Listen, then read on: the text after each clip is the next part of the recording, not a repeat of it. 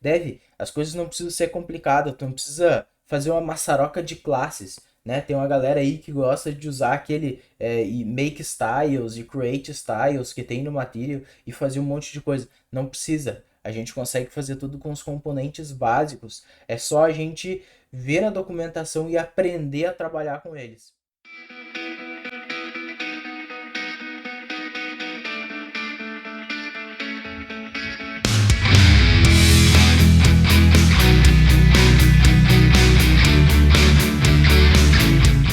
Olá, Dev! Seja muito bem-vindo a mais uma aula do nosso curso de React, Material UI e TypeScript. Dev, na aula de hoje a gente vai ver sobre a barra de ferramentas da listagem. É isso aí, a gente vai criar um componente que vai ser usado nas telas de listagem da nossa aplicação, beleza?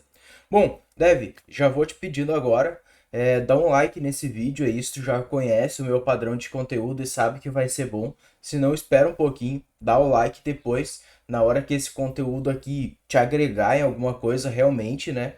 E não se esquece de se inscrever no canal, porque dessa forma tu não vai perder todo o conteúdo novo que eu tô postando semana a semana, tá certo? Essa é a aula 14, então a gente está no meio do curso de React com Material UI, ou seja, tá no meio ali, mais pro começo, na verdade. Então tem muita aula boa vindo pela frente, então não se esquece de se inscrever ali embaixo no canal, né, no botãozinho vermelho, porque dessa forma tu não vai perder todo o conteúdo que eu for publicando. Dev, aproveitando que a gente está falando aí de inscrição, like e tudo mais, eu quero te apresentar um amigo meu, o Gabriel. Ele tem um perfil no Instagram chamado react.dom. O que ele faz aqui nesse perfil dele? Ele coloca vários posts explicando conceitos, né, sobre o ecossistema do React. Então pensa assim, em vez de tu ficar no Instagram só perdendo tempo, né, passando feed, olhando vídeo de gatinho, por que não tu aproveitar a rede social, o potencial que ela tem para tu poder ver conteúdo interessante. Aí ele tem vários posts interessantes, né, explicando, ó,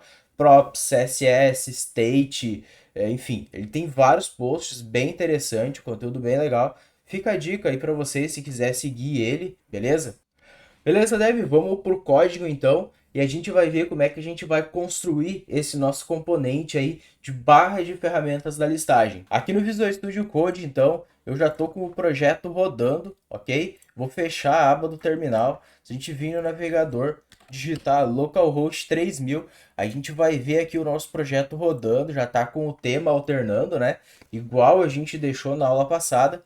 E a gente pode voltar então para o Visual Studio Code, expandir as nossas pastas Shared Components. Aqui dentro de Components vai ficar as nossas barras de ferramentas. Para começar, então, eu posso criar uma pasta chamada barra de ferramentas. Dentro da pasta barra de ferramentas, eu vou criar um arquivo que também vai se chamar barra de ferramentas.tsx. Dentro desse arquivo, a gente vai poder construir o nosso componente aqui de barra de ferramentas. Vou copiar o mesmo nome do arquivo, seguindo aquele padrão que a gente já está acostumado a fazer, tá?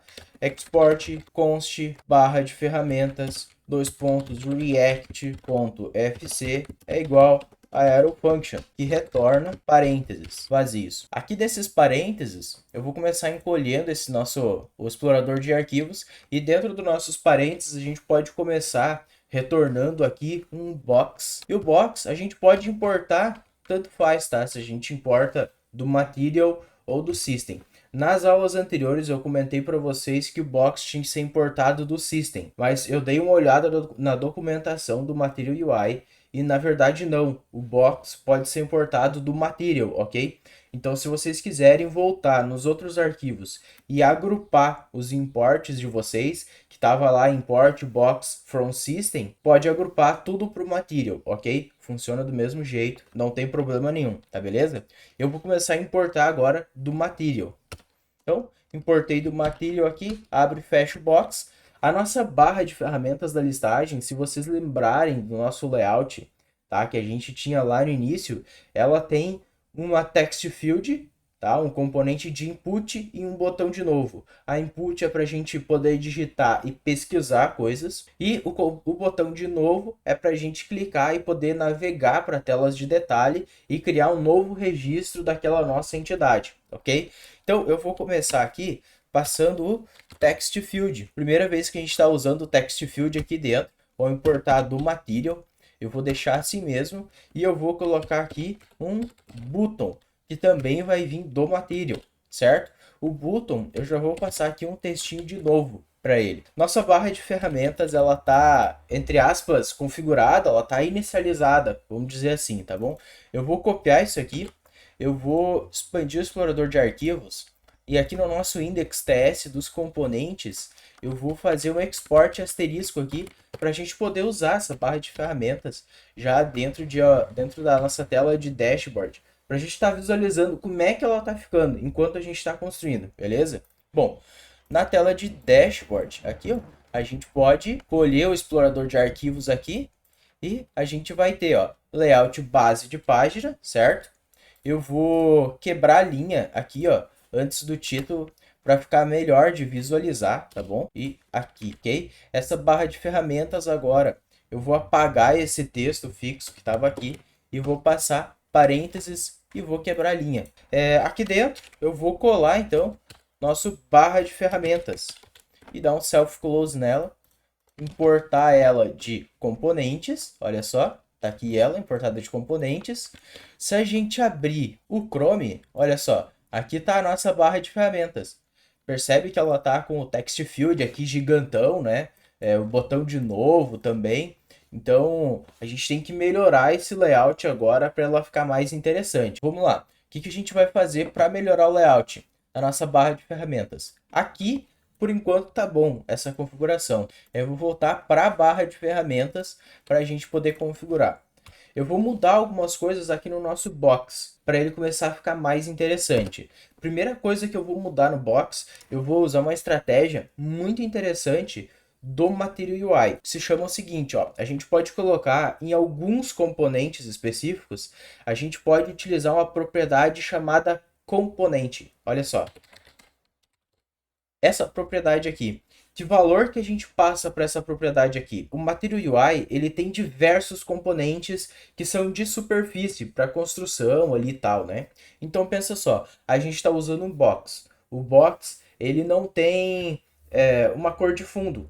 Ele não tem, por exemplo, borda, né? Que a gente possa configurar facilmente. Ele não tem elevação, ele não tem nada disso. Só que se a gente olhar na documentação do Material UI, vamos lá, UI.com, sempre lembrando disso, tá? A gente, como programador, como desenvolvedor, nós temos que sempre olhar para a documentação das ferramentas que a gente está usando, para usar ela da melhor forma possível, e não simplesmente sair chutando como tem que ser. No começo a gente chuta, tá? Eu sei, mas conforme a gente vai evoluindo, né, conforme a gente fica um desenvolvedor mais experiente, a gente tem que se apegar à documentação. Pensa assim, um desenvolvedor, ele nunca vai saber de tudo que a tecnologia é capaz de fazer. Mas, na hora que ele precisar fazer uma determinada coisa, ele vai na documentação e descobre. É isso que diferencia um desenvolvedor júnior iniciante de um cara pleno sênior, ok? Então tá, vamos lá, sempre apegado à documentação. Aqui nas docs, então, eu vou buscar por... Eu vou expandir aqui só essa parte de componentes. E a gente vai ver que tem seções aqui, ó. A gente tem inputs, né, display data, temos aqui feedback, ó, tem alert, backdrop, dialogues, várias coisas, e tem superfícies também, né, surfaces. Aqui a gente tem accordion, app bar, card, paper. Se a gente olhar, olha só, a gente tem o paper aqui. O que o paper é? O paper, ele é como se fosse um box, ele é um container, uma div, certo?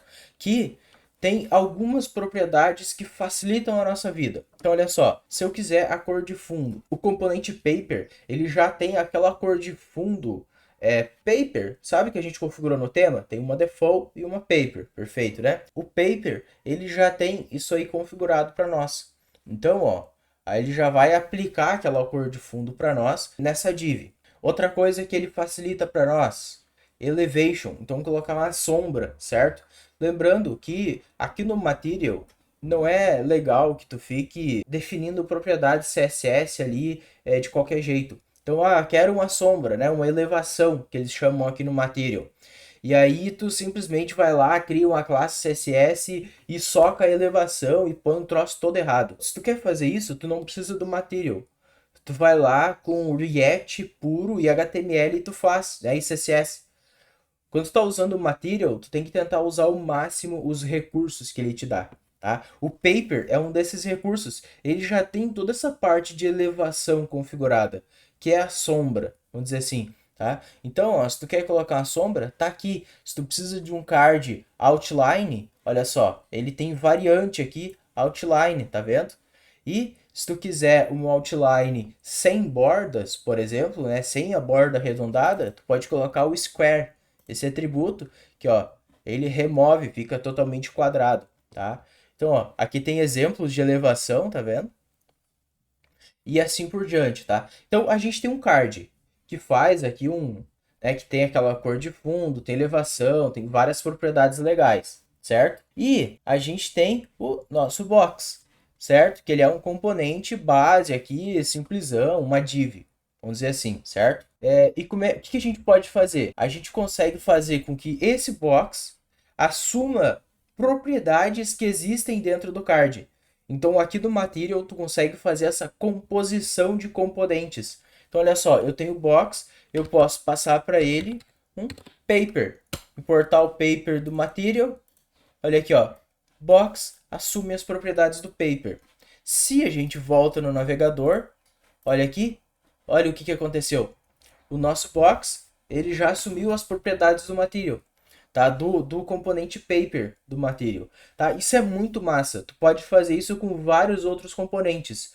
Com list item, tu pode fazer com vários outros, tá? Tu consegue fazer eles trabalharem em conjunto, porque pensa só, vamos inverter a coisa aqui, tá? Olha só, vamos imaginar que tu tá utilizando um paper, só que o paper não vai ter aquelas propriedades de flex, né? Ou padding left, padding top e tudo mais. Mas o box tem. Então tu poderia inverter, tu poderia colocar o paper aqui, certo? E colocar um component do paper apontando para o box. E aí o paper passa a ter disponível todas as propriedades do box. Cara, isso é muito massa. No final das contas, ia dar o mesmo resultado que a gente tem aqui, ou muito semelhante, tá? Era basicamente isso que eu queria mostrar com essa parte do component. Agora eu vou passar outras propriedades aqui do próprio box para a gente alinhar, né, e melhorar esse nosso componente aí de barra de ferramentas, ok? Uma propriedade que eu vou passar aqui vai ser o height, então eu vou deixar a altura definida aqui, específica, certo? Para esse componente. Para definir a altura, lembrando que eu nunca vou colocar valores assim fixo, porque isso aqui define em pixel, define um valor fixo lá e tal, não é legal. Então eu sempre vou dar um useTheme aqui em cima, tá? Const theme igual useTheme. Opa, o useTheme sempre do material, certo? E aí com esse theme a gente pode definir com o spacing. Com o spacing eu vou passar uma altura de 5. A gente volta no navegador, tu vê que ele já ficou aqui com uma altura diferenciada. Ficou meio estranho, mas a gente já vai corrigir isso aqui. Voltando aqui para o Visual Studio Code, eu vou passar agora o margin x 1, padding 1, padding x 2, display flex e gap 1. E por último aqui, align items center. Eu vou quebrar a linha para todas essas propriedades aqui para ficar melhor da gente entender o que elas são, ok? Vamos lá, vamos dar uma reorganizada aqui. Ok, o que são todas essas propriedades que eu passei aqui, né? Tu deve estar biruta já. Primeira propriedade, importante, display flex, tá? O display flex muda a forma como o layout se comporta na tela. Por padrão, né, o layout ele vai passar a ficar no row, né, como linha. Então, um componente do lado do outro, ok? Align Items Center. O Align Item Center vai pegar, por exemplo, eu tenho uma input que ela é maior e o botão ficou aqui. Então, ele vai centralizar tudo, certo? Align Item Center. Height. Bom, vocês já perceberam que é a altura do nosso box, ok? Gap. O gap tem a ver com o display flex, ele só funciona no display flex. Então, pensa só, temos dois elementos e eles estão colados um no outro, certo? Então, centralizado, mas estão grudados um no outro. O gap, tu pode dizer a distância de um do outro, ok? Então, se eu tiver vários componentes, eu vou ter uma distância entre eles aqui, tá bom? É exatamente isso aí que é. O margem x, ele é a margem do nosso elemento, né, das beiradas. Então, tem o nosso box e fora dele, né, tem componentes. Ele está grudado, então tu dá um espaço. Isso vai fazer com que o nosso componente ele dê uma distância do nosso menu lateral, ok? O padding, ele é um espaço interno. Então pensa que a nossa input, ela está grudada no nosso box. Com o padding, vai ter um espaçamento, ela não vai ficar tão estranha na tela, ok? E padding X, ele faz com que esse padding ele seja aplicado somente nas laterais, tá bom? Mesma coisa que o margem X, tá? O margem aplica só nas laterais, tá bom? Ele distancia só as laterais. O margem Y aplica só em cima e embaixo, certo? Margem vai aplicar em todas as direções. Margem top em cima, left embaixo, right só na direita, left só na esquerda, tá bom? O padding e o margem, eles têm esses padrões aqui, tá?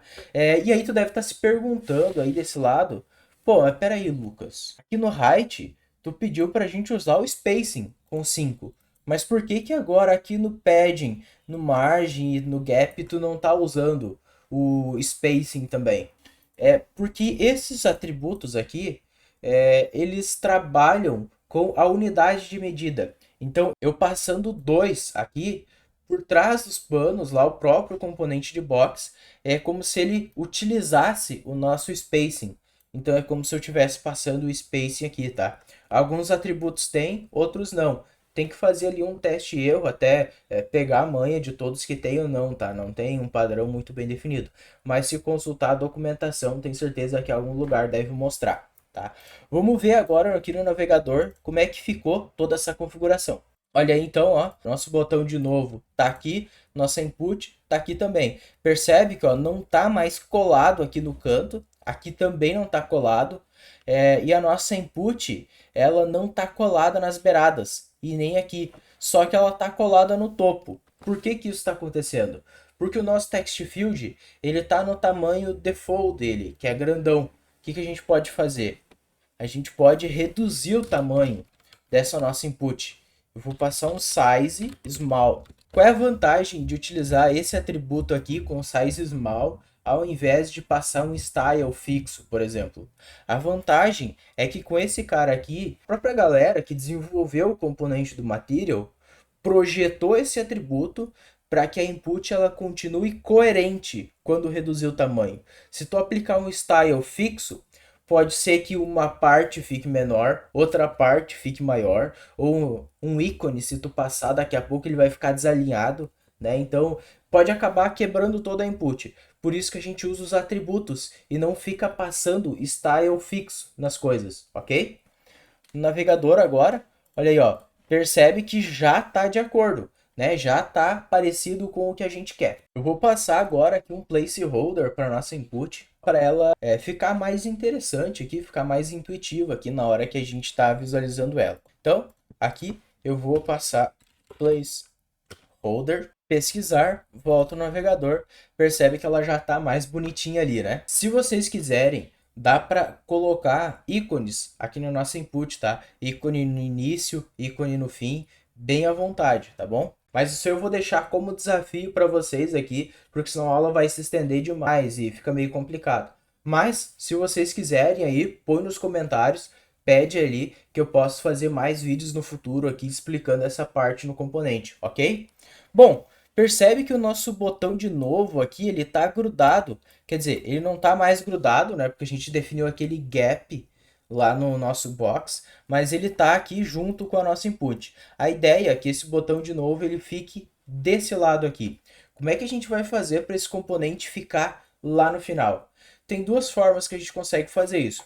A primeira forma é utilizando alguma propriedade do próprio DisplayFlex, tá? E aí colocar um self align content no final. né? Alguma coisa nesse sentido, eu não lembro o nome da propriedade corretamente, tá? Mas tem uma outra forma que eu prefiro fazer e que funciona muito bem. Vamos voltar aqui no Visual Studio Code e em torno desse nosso botão, eu vou passar o componente de box. E para esse componente de box, eu vou ativar algumas propriedades nele. Primeira propriedade que eu vou ativar nele vai ser o Flex 1. Se vocês lembrarem bem, o Flex 1 vai ocupar todo o resto do espaço disponível na tela. Próximo atributo vai ser o Display Flex, porque ele vai começar a mudar o formato do nosso layout, ok?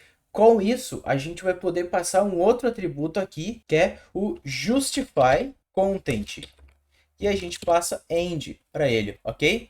Dessa forma, se a gente olha aqui no navegador, olha só, o componente de botão já está lá no final da tela. Exatamente isso aí que a gente queria, tá? Então, a parte de alinhamentos aqui tá ok, não precisa mexer em mais nada. Eu só vou mexer agora para melhorar esse nosso componente de botão, tá? Para ele ficar contained ali com a cor primária, ok? Então, no Visual Studio Code, vou quebrar linhas aqui no botão e vou passar aqui um variante para ele, certo?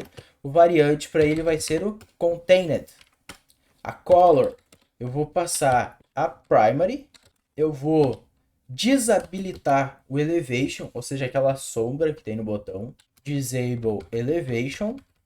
Lembrando, tá, que aqui no React, componentes que são booleanos, se você for passar somente true para ele, dá para passar direto só o nome do atributo que ele já interpreta que é true, ok? E, por último, como última propriedade aqui, eu vou passar o end icon, que vai ser icon importado material, aquela nossa tag, certo? E vai ser um add, perfeito? Se eu voltar agora no navegador, olha só, tá aqui nosso componente de botão, ele já está contained, né, com a cor primária preenchendo todo o espaço dele, com o texto de novo e com o nosso ícone, certo? Dessa forma, a gente, quando eu terminar de configurar, a gente pode clicar aqui e navegar para outra página, beleza? Já está bem mais parecido ali como ficaria lá o nosso layout final, certo? Né? Página inicial aqui, tá ficando top isso aqui, né? Eu acho que esse vídeo aqui já merece um joinha, né? Só por eu ter mostrado essa parte da barra de ferramentas e como tá sendo simples configurar ela, certo? As coisas não precisam ser complicadas, tu não precisa fazer uma maçaroca de classes, né? Tem uma galera aí que gosta de usar aquele e make styles e create styles que tem no Material e fazer um monte de coisa. Não precisa. A gente consegue fazer tudo com os componentes básicos. É só a gente ver a documentação e aprender a trabalhar com eles. Beleza? Bom, continuando aqui, tá? Nossa barra de ferramentas ela não está totalmente pronta ainda. As últimas etapas que eu vou fazer aqui para a nossa barra de ferramentas vai ser ativar as propriedades. Porque pensa só, até agora a gente tem a barra de ferramentas, mas ela não faz nada, certo? Essa input a gente digita, ela não faz nada. O texto, o botão a gente clica, ela não faz nada, certo? Agora a gente vai começar a ativar algumas propriedades avançadas aqui para ficar muito massa. Então, o que a gente vai começar a fazer aqui? Vamos começar a configurar o nosso text field, ok? Para configurar o nosso text field, a gente precisa configurar nele um value e um onChange, ok? Para a gente configurar isso aí, eu vou criar aqui em cima uma interface, eu vou copiar o nome do nosso componente e vou passar aqui, ó, interface e barra de ferramentas, props, padrãozinho de definição de interface, ok? E para essa interface, que propriedades que eu vou passar aqui? Primeira propriedade que eu vou passar aqui, texto da busca, que ele não é obrigatório e vai ser string. Próxima propriedade, mostrar input busca, não é obrigatório, dois pontos e vai ser um boolean. Próxima propriedade, ao mudar texto de busca, não vai ser obrigatório, dois pontos e vai ser um evento que retorna void e esse evento ele vai receber por parâmetro aqui um novo texto, ok? Que esse novo texto vai ser string. Esses três atributos aqui vão ser mais que o suficiente para a gente conseguir configurar todos os recursos da nossa input de pesquisa, ok? Então vamos lá. Essa nossa interface, eu vou passar ela aqui como parâmetro de tipagem para o React FC, ok? E agora, aqui dentro, ó, a gente pode receber esses nossos atributos. Eu vou quebrar a linha aqui, e aqui dentro, ó, eu já vou ter todos eles. Texto da busca, mostrar input de busca e ao mudar texto da busca. Aqui eu escrevi text, eu vou renomear isso aqui, ó, F2, ao mudar texto da busca, ok? Recebi todos os parâmetros aqui. E olha só, a gente está recebendo os nossos parâmetros, só que vocês lembram que os parâmetros podem ser undefined, certo?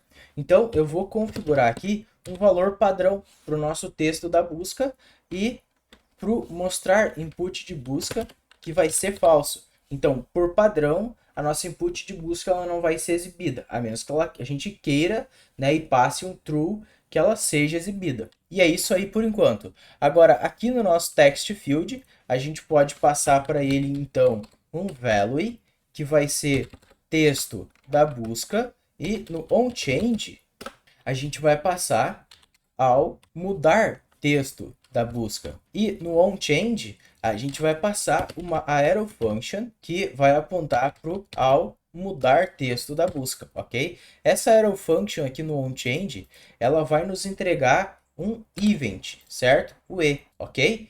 E com esse e, a gente pode colocar e.target.value, certo? Aqui ele está dando erro, porque nosso evento ele pode ser undefined, tá? Então tem um truquezinho que eu costumo usar para ele parar de reclamar, que é o seguinte: colocar interrogação e ponto, ok? Dessa forma, olha só, ele só vai de fato executar a nossa função se a nossa função for diferente de undefined, tá? Então isso aqui resolve, tá? Nosso input de pesquisa está totalmente configurado.